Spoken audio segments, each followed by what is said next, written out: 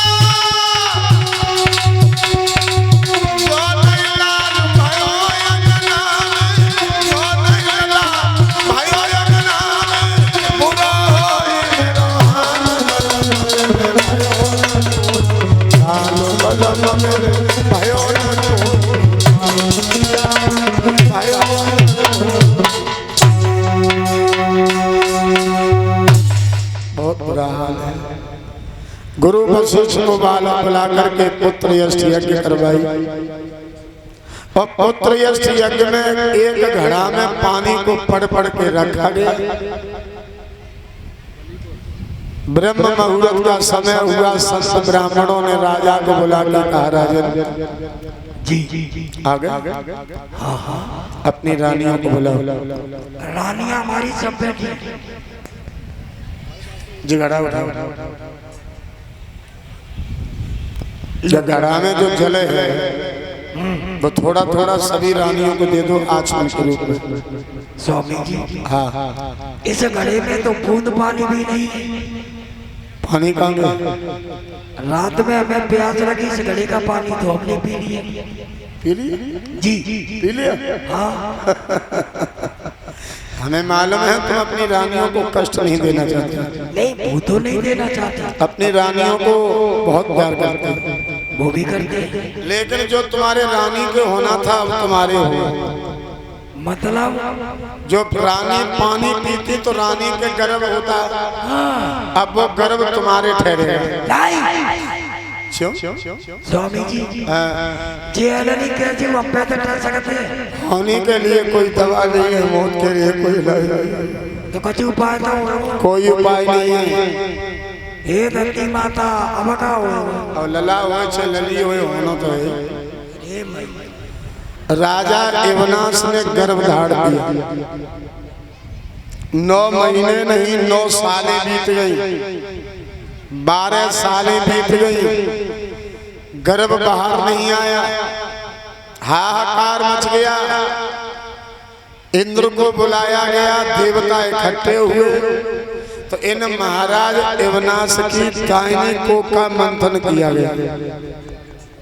मंथन means operation. और मंथन करके वो लड़का बाहर निकाला गया। अब समस्या एक बात की है लोगों, जे लला जिएगो कैसे? मैया के पैदा हो तो तब पालन पोषण तो कर लेते, जो तो बाप के पैदा हो। अब क्या होगा? तो इंद्र ने अपनी अंगुलियां जाके मुंह में दे दी तो ये कंपट की तरह चूसने लगा। जब कंपट की तरह चूसने लगा तो इंद्र ने आवाज लगाई, माम धा।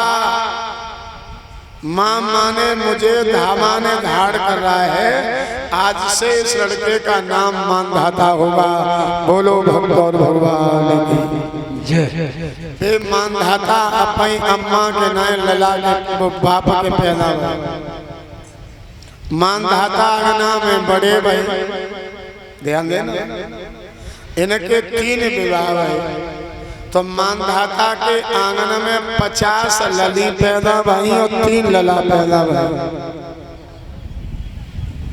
और वे 50 लली सूर वंश की चंद्र वंश में ब्याही गई महात्मा सोवर ऋषि के लिए।